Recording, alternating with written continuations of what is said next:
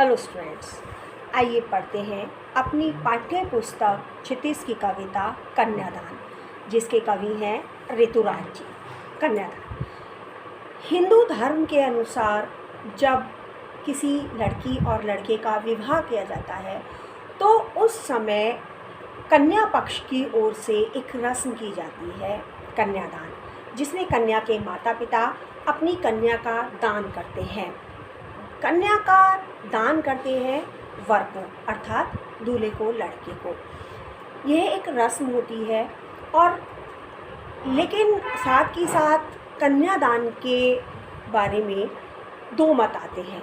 कुछ लोग कन्यादान को बहुत महान दान मानते हैं और कुछ लोग इसके विरोधी भी हैं। क्यों, कैसे? कन्यादान के विरोधी लोगों का मानना ये है कि दान जो किया जाता है वो किसी वस्तु का किया जाता है और दान करने के बाद वह वस्तु हमारी नहीं रहती, हमारा उस पर कोई अधिकार नहीं रहता। जिसको हम दान में दे देते हैं वह उसी की हो जाती है। तो उसी तरह यदि हम कन्यादान करेंगे, कन्या का दान करेंगे, तो कन्या पर हमारा कोई अधिकार नहीं होगा और वह सिर्फ वर की ही होकर रह जाएगी। इस तरह वो उसका विरोध करते हैं। लेकिन वहीं दूसरी ओर कुछ लोग इसके पक्ष में भी हैं जो ये कहते हैं कि दान करना बहुत अच्छा कार्य है, बहुत पुण्य का कार्य है और कन्यादान महादान है। एक ऐसा दान है जो जीवन में हर किसी को करने का अवसर नहीं मिलता। वो बहुत भाग्यशाली लोग होते हैं जिन्हें कन्यादान करने का अवसर मिलता है। तो इस तरह कन्यादान के बारे में दो मत हैं। और कन्यादान के बारे में ही क्या, ऐसा तो हर चीज़ के बारे में दो मत होते ही हैं। यहाँ पर कवि ने बताया है कि जो विवाह की रस्मों के दौरान जो कन्यादान की रस्म होती है उस समय सब कुछ बहुत खुश होता है, बहुत कुछ, सभी लोग प्रसन्न होते हैं। लेकिन जो कन्या की माता होती है वह दिखने में तो प्रसन्न होती है लेकिन मन ही मन वह बहुत अधिक दुखी है। दुखी कहने का तात्पर्य है कि वह बहुत अधिक चिंतित है। वह अपनी पुत्री के जीवन, उसके आने वाले जीवन, उसके भविष्य के बारे में बहुत चिंतित है। क्यों? क्योंकि वह एक माँ है, वह जानती है कि यह सब कुछ उसके साथ भी हुआ था और किन किन परेशानियों का सामना उसे अपने जीवन में करना पड़ा। लेकिन एक माँ होने के नाते वह यह नहीं चाहती कि वह परेशानियाँ या कुछ अन्य परेशानियाँ उसकी पुत्री के जीवन में आएँ। पुत्री बहुत सीधी सादी है, वह भोली भाली है, वह उन सारी चीज़ों से परिचित नहीं है। इसलिए कवि बताते हैं कि जो उस कन्या की माँ है वो बहुत अधिक चिंतित है। लेकिन इतने भीड़ भरे माहौल में, प्रसन्नता भरे वातावरण में वह स्पष्ट रूप से अपनी चिंता व्यक्त नहीं कर पाती। इसलिए अपनी बेटी को कुछ बातों के, कुछ उदाहरणों के माध्यम से वह भविष्य के लिए तैयार करती है, उसे सचेत करती है कि यदि भविष्य में कोई विपदा आए, कोई परेशानी आए तो उसे उसका सामना किस तरह करना है। इन सारी चीज़ों से वह उसे अवगत कराती है। तो यहाँ पर कवि ने उन्हीं सारी चीज़ों का वर्णन किया है कि माँ की चिंता क्या होती है कन्यादान के समय, वह कितनी दुखी होती है, कितनी परेशान होती है अपनी बेटी के भविष्य को लेकर। तो कवि कहते हैं, कितना प्रामाणिक था उसका दुख, लड़की को दान में देते वक्त जैसे वही उसकी अंतिम पूंजी हो। कवि कहते हैं कितना प्रामाणिक था, वास्तविक था, प्रमाण थे इस चीज़ के। किस चीज़ के? कि उस लड़की की माँ बहुत अधिक दुखी है, परेशान है, चिंतित है अपनी बेटी के भविष्य को लेकर। और किस समय की बात है? लड़की को दान में देते वक्त, जिस समय वो अपनी कन्या का दान कर रही थी, कन्यादान कर रही थी, उस समय जो उसका दुख था वो कितना वास्तविक है। कवि कहते हैं यह बात सच है। और दुख क्या था, उसको क्या आभास हो रहा था? उसको ऐसे आभास हो रहा था जैसे वह उसकी अंतिम पूंजी हो। पूंजी कहते हैं धन। किसी व्यक्ति के पास बहुत सारा धन है तो वह थोड़ा सा खर्च कर देता है, कोई परेशानी नहीं, उसके पास बहुत सारा अभी भी बचा है। फिर थोड़ा और खर्च कर देता है, कोई परेशानी नहीं क्योंकि थोड़ा सा अभी और बचा है। लेकिन जब बचा हुआ शेष धन वह खर्च करता है तो उसके मन में ये चिंता होती है कि अब क्या होगा, अब तो उसके पास कोई धन नहीं है। तो वही स्थिति जो लड़की की माँ की थी, उस लड़की को दान में देते समय या कन्यादान करते समय थी। क्यों? क्योंकि वह लड़की उसकी अंतिम पूंजी अर्थात धन थी। कैसे? एक लड़की के जीवन में सबसे पहले उसकी माँ और बहनें होती हैं, जिनके साथ वह अपने दुख बांट सकती है, अपनी बातें कह सकती है, अपने सुख दुख को सबको बता सकती है। तो जो लड़की थी वह अपनी जब उसका विवाह हुआ तो वह अपने घर आ गई और उसकी माता और उसकी बहनें उससे दूर हो गई। उसका थोड़ा धन उससे दूर हो गया, उसे कोई चिंता नहीं हुई। क्यों? क्योंकि थोड़ा लगा, मुश्किल हुआ, लेकिन धीरे धीरे करके वह उस दुख को भूल गई। क्यों? क्योंकि कुछ समय बाद उसके अपनी पुत्री हो गई और उसे ऐसा लगने लगा कि वह अब उसके पास उसकी पूंजी क्या है, उसकी पुत्री है। जैसे जैसे पुत्री बड़ी होती है, समझदार होती है, तो माता अपनी पुत्री से अपने सारे दुख सुख बांटती रहती है, अपने मन की बात कहती है। तो वही पुत्री आज वह भी विदा हो रही है, तो अब उस माता के पास ना तो अपनी बहनें और माता है, ना ही अपनी पुत्री है। इसलिए वह बहुत अधिक दुखी है कि उसका अंतिम धन भी उससे दूर हो गया, अब उसके पास कुछ नहीं है, वह खाली हाथ है। इसलिए कवि कहते हैं कि उस माता का दुख बहुत अधिक वास्तविक है। लड़की अभी सयानी नहीं थी, अभी इतनी भोली थी कि उसे सुख का आभास तो होता था, लेकिन दुख बाँचना नहीं आता था। पाठिका थी वह धुंधले प्रकाश की, कुछ तुकों और लयबद्ध पंक्तियों की। कवि कहते हैं कि लड़की अभी सयानी नहीं थी। सयानी के दो मीनिंग होते हैं, दो अर्थ होते हैं।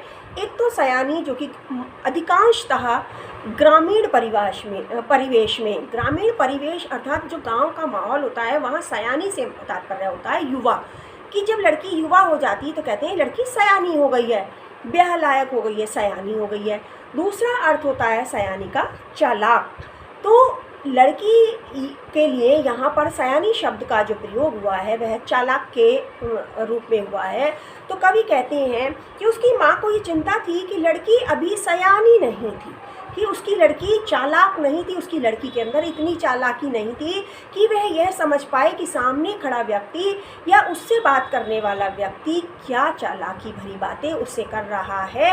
उन सारी चीज़ों को पहचानने की लड़की में चालाकी या समझ नहीं थी।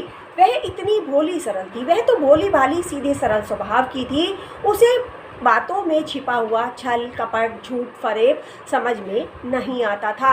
और माता की यही चिंता थी कि ना जाने आने वाले समय में, भविष्य में वह जिस परिवार में जा रही है वहाँ के लोगों का स्वभाव कैसा होगा, वहाँ संपर्क में आने वाले लोगों का व्यवहार कैसा होगा, तो मेरी बेटी अपना जीवन किस तरह बिताएगी, उन सारी चीज़ों का सामना कैसे करेगी। कि उसे सुख का आभास तो होता था। माँ को ये बहुत भली भांति ज्ञात था कि उसकी बेटी को सुख का आभास था, अर्थात उसे उसकी बेटी को इतना तो पता था कि अब उसका विवाह हो जाएगा तो उसे नए नए कपड़े मिलेंगे, नए नए गहने मिलेंगे, वो घूमने जाएगी, सब उसे बहुत अधिक प्रेम करेंगे, सब कुछ अच्छा होगा। तो उसे सुख का आभास तो हो रहा था कि अब विवाह के बाद उसके जीवन में ये परिवर्तन आएंगे और उसे के साथ ऐसा कुछ होगा। लेकिन दुख बाँचना नहीं आता था। उसे यह नहीं पता था कि सुखों के साथ साथ दुख भी चलते हैं जीवन में और आने वाले समय में कुछ दुख भी आ सकते हैं। तो उन दुखों के बारे में उसे कोई जानकारी नहीं थी। वह नहीं जानती थी कि जीवन में दुखों का भी सामना करना पड़ेगा। जीवन में अलग अलग प्रकार की कठिनाइयाँ आती हैं, अलग अलग विपरीत परिस्थितियाँ आती हैं, उनका सामना कैसे होगा वह उस लड़की को ज्ञात नहीं था। और माँ सिर्फ और सिर्फ इसी बात से चिंतित थी। पाठिका थी वह धुंधले प्रकाश की। आने वाले समय के क्या जो प्रकाश था, आने वाले जीवन का जो प्रकाश था, उसको प्रकाश को धुंधले रूप से पढ़ने वाली पाठिका थी। अर्थात जो आने वाला जीवन था उसको वह स्पष्ट रूप से नहीं पढ़ पा रही थी, वह धुंधले रूप में पढ़ पा रही थी। धुंधले रूप में अर्थात वह सिर्फ सुखों को महसूस कर पा रही थी, वैसे दुखों का, कष्टों का, परेशानियों का कोई भी आभास नहीं था। कुछ तुकों और लयबद्ध पंक्तियों की, वह किस चीज़ों को की पाठिका थी? तुक और लयबद्ध पंक्तियों की। जब हमारे पास कोई कविता होती है जिसमें अंत में तुक मिल रही होती है, जैसे कि रोक ठुक चुक, तो इस तरह की जो लय बनती है, तो वो कविताओं की पंक्तियाँ हम बहुत आसानी से, बहुत अच्छे तरीके से पढ़ पाते हैं। लेकिन कुछ कविताओं की पंक्तियों में तुक नहीं मिलती, तो उन्हें पढ़ने में थोड़ी कठिनाई होती है। वही स्थिति उस कन्या की भी थी कि उसे जीवन में लय और तुक वाली पंक्तियां पढ़नी तो आती थी, कठिन नहीं आती थी। अब आप यह मत सोचना कि यहाँ पर ससुराल में जाकर क्या वह पढ़ाई करेगी, क्या वह पढ़ने बैठ जाएगी। यह सिर्फ एक उदाहरण है। वो कहना चाहते हैं इसके माध्यम से कवि कि उसे अच्छी सरल से जीवन की का तो ज्ञान था, लेकिन उसे कठिनाइयों से भरे जीवन का ज्ञान नहीं था। माँ ने कहा, पानी में झांक कर अपने चेहरे पर मत रीझना। आग रोटियां सेकने के लिए है, जलने के लिए नहीं। वस्त्र और आभूषण शाब्दिक भ्रमों की तरह बंधन है स्त्री जीवन के, कहती हैं।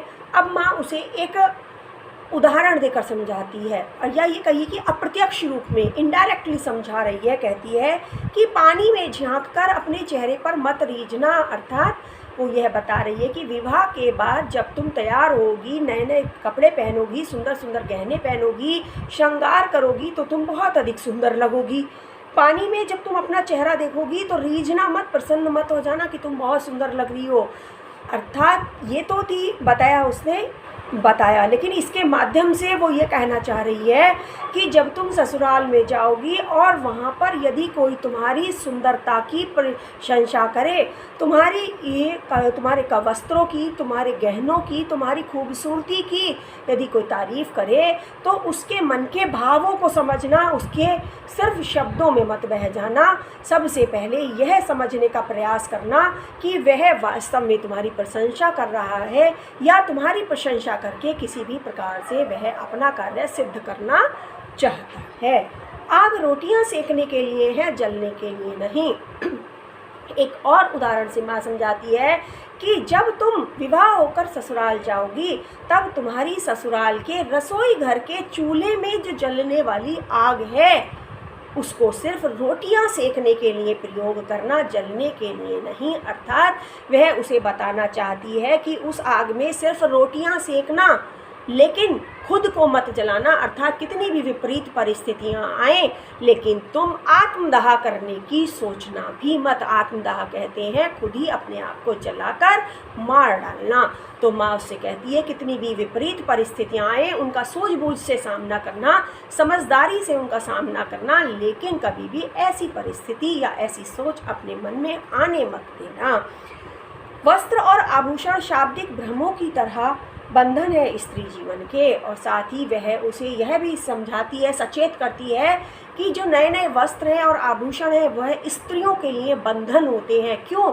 क्योंकि प्राय देखा जाता है कि जो महिलाएं होती हैं, जो स्त्रियां होती हैं, नए नए कपड़े और नए नए गहनों के लालच में बहुत जल्दी फंस जाती हैं। यदि कोई उन्हें उपहार में नए नए वस्त्र दे दे, नए नए आभूषण दे दे, तो वह बिल्कुल उसकी बात मानने को तैयार हो जाती हैं। वह इतनी लालायित होती हैं नए वस्त्रों और नए आभूषणों की कि वह कुछ भी करने के लिए तैयार हो जाती हैं। इसलिए माता अपनी बेटी को समझाते हुए कहती है कि ये जो वस्त्र और आभूषण हैं, ये शब्दों का भ्रमजाल होता है। जिस तरह शब्दों के भ्रम जाल में फंसाया जाता है, उसी तरह वस्त्र और आभूषण देकर भी स्त्रियों को फंसा लिया जाता है। इसलिए तुम जीवन में सचेत रहना और हर बात का फैसला लेने से पहले सोचना समझना, तब जाकर कोई निर्णय लेना। साथ ही माँ कहती है, माँ ने कहा लड़की होना पर लड़की जैसी दिखाई मत देना। अर्थात वह यह नहीं कह रही है कि तुम लड़कों की तरह पैंट शर्ट पहन कर रहना, क्रिकेट खेलना या कुछ करना, बल्कि माँ यह कहना चाहती है कि जब तुम ससुराल में जाओगी तो लड़की होना, अर्थात एक लड़की जैसे सारे कार्य करना, परिवार के सभी सदस्यों को मान सम्मान देना, छोटों को प्यार देना। जिस तरह स्त्रियों के अंदर लज्जा, संकोच, शर्म, लिहाज, ये प्यार, दया, धर्म, दान, ये सारे गुण होते हैं, उन सारी चीज़ों को अपने अंदर कायम रखना, अपने अंदर समाहित रखना, लेकिन लड़की जैसी दिखाई मत देना कहने के माध्यम से वह ये कहना चाहती है कि इस समाज के लोगों की जो मान्यता है, जो सोच है, वह यह है कि लड़की कमज़ोर होती है, अबला होती है, उसको किसी भी तरह से हम नुकसान पहुंचा सकते हैं, उसका लाभ उठा सकते हैं। उस बात को, उस विचारधारा को हावी मत होने देना, अर्थात किसी को भी यह जाहिर मत होने देना कि तुम कमज़ोर हो, तुम अबला हो, अर्थात तुम लड़कियों जैसे सारे स्वाभाविक गुण अपने अंदर, दया, क्षमा, करुणा, लज्जा, ये सारे अपने अंदर समाहित रखना, सबको मान सम्मान देना, सबको प्यार देना, लेकिन अपने आप को किसी के भी सामने कमज़ोर साबित मत होने देना। तो यहाँ पर कवि हमें बताते हैं कि किस तरह एक माँ अपनी बेटी का कन्यादान करते समय उसके भविष्य को लेकर चिंतित है। क्यों? क्योंकि उसे यह पता है कि उसकी बेटी अभी सयानी या चालाक नहीं हुई है, वह भोली भाली है, सरल है, और उसे समाज के लोगों के मन में बसे छल, कपट, बुराई, द्वेष, ईर्ष्या, इन सारी चीज़ों का कोई भी ज्ञान नहीं है। तो वह उसे अप्रत्यक्ष रूप से ही सही, लेकिन इन सारी बातों से अवगत कराती है कि किस तरह आने वाले जीवन में उसे, यदि उसके साथ विषम परिस्थितियाँ आए, कठिन परिस्थितियाँ आए, तो उनका सामना करना है और अपने जीवन को सुखमय बनाना है।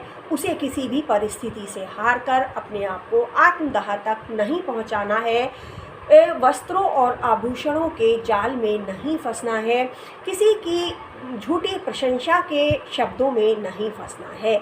तो यहीं पर हमारी कविता कन्यादान समाप्त होती है। धन्यवाद।